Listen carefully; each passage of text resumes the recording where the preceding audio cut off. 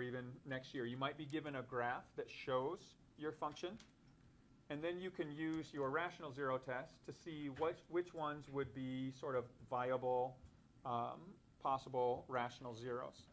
Okay? So if you were given this problem on the left, these are two separate problems, but if you were given this problem on the left here, so here is your function, and if you wanted to find what all of the zeros are, or if you had to factor this expression, based on what you see, what's the easiest zero that you can identify from the graph? 1, right?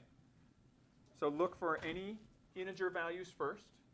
So if you know that that 1 is a 0, then that means what's a factor of this function here, or this polynomial?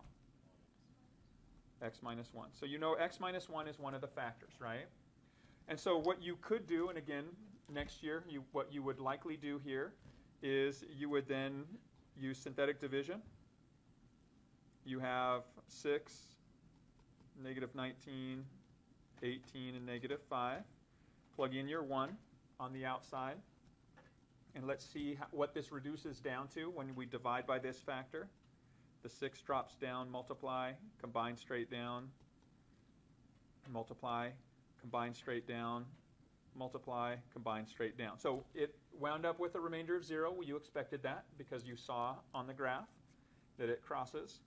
And then if we reduce each of these powers by 1, this would be our remaining factors.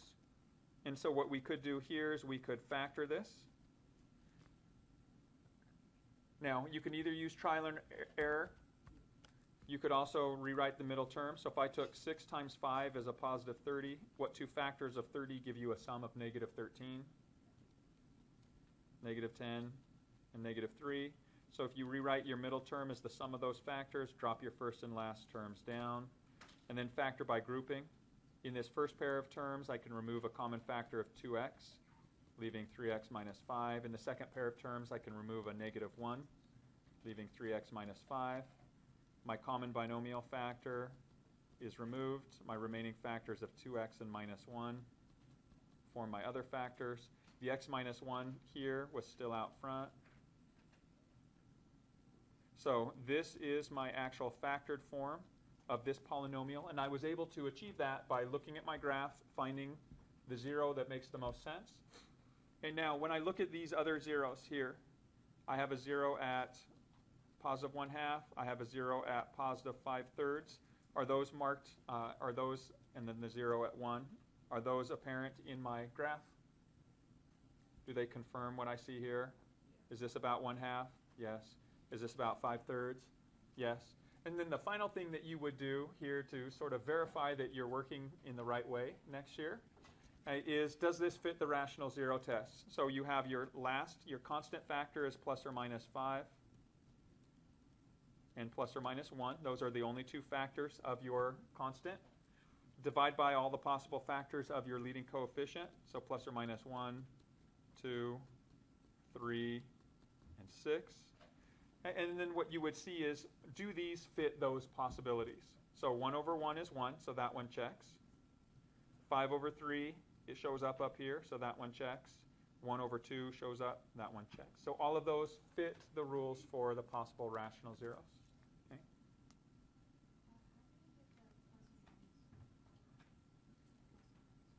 From here? So I did what we talked about on this slide right here, the rational zero test. And what that is you take all the possible factors of this constant, so 5 and 1 are the only factors of it, and divide by all the possible factors of the leading coefficient, which is 1, 2, 3, and 6. Okay. All right.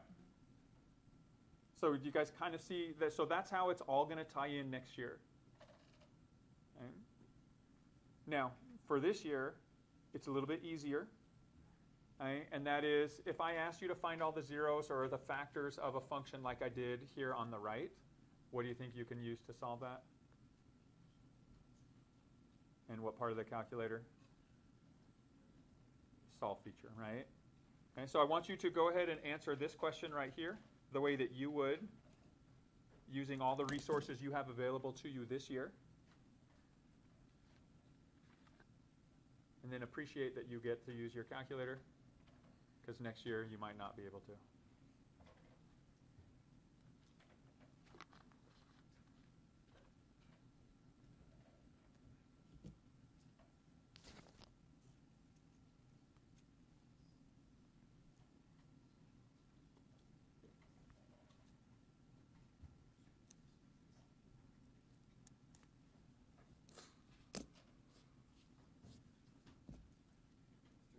Yep. Is there a reason why we're not allowed to calculate and we can't, but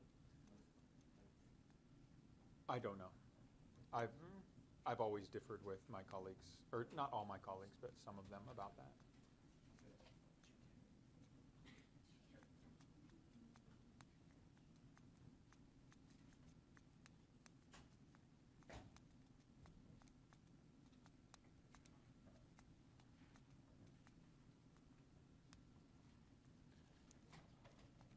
There is something to be said about understanding, like, why something works the way it does, or like why, like, again, most of your teachers, although not all of them, because some of them were students of mine, they didn't.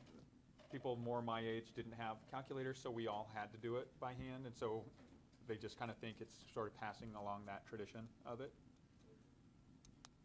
But if you were solving for these zeros, the one thing I do want you to pay careful attention to is the wording that's used. Okay? Because when they describe the zeros you're looking for, it might ask you for all rational zeros. It might ask you for all zeros. It might ask you for all real zeros. It might ask you for all complex zeros. And depending on what's being asked, you need to potentially find different things. Okay, when you see an instruction that says all zeros, what that means is you're going to include irrational numbers, meaning square roots. You're going to include complex numbers, meaning square root of negative numbers, or the i's. And you're going to use all your rational numbers as well, so fractions and integers. So the fact that it says all real zeros. Okay, do you remember the rule that we talked about for how to determine what's the maximum number of zeros that you have for this function right here?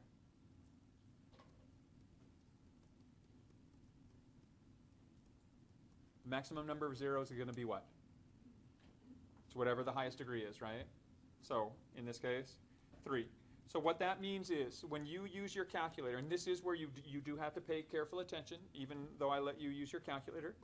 So when you do a solve feature for this, and you type in your equation, so 12x cubed minus 37x squared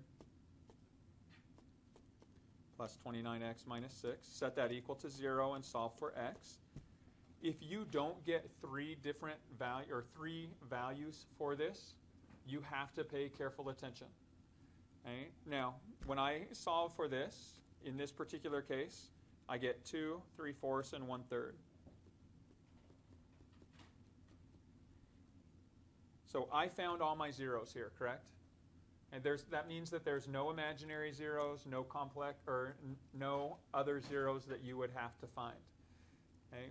The calculator, unless you put it CSolve, and we talked about CSolve before, right? Unless you put CSolve, your calculator is not going to tell you what your imaginary zeros are. So what you would need to be able to do is identify when that's necessary. And now it is possible that if you were to solve this, you might get 2 of them because one might have a multiplicity of 2, right? So if you have a factor with multiplicity, then you might only see 2 zeros, but it really represents the possible zeros. It's just a repeated one. So you do have to be aware of that and be able to locate that. Okay? And we'll talk more next class about some of the other things that you can work through based on what you see on your calculator. So I'm going to